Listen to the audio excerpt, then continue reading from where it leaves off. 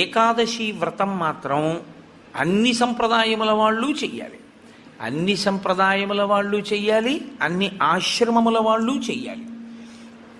అంత గొప్ప వ్రతం ఏదైనా ఉంటే అది ఏకాదశి వ్రతం ఒకటే.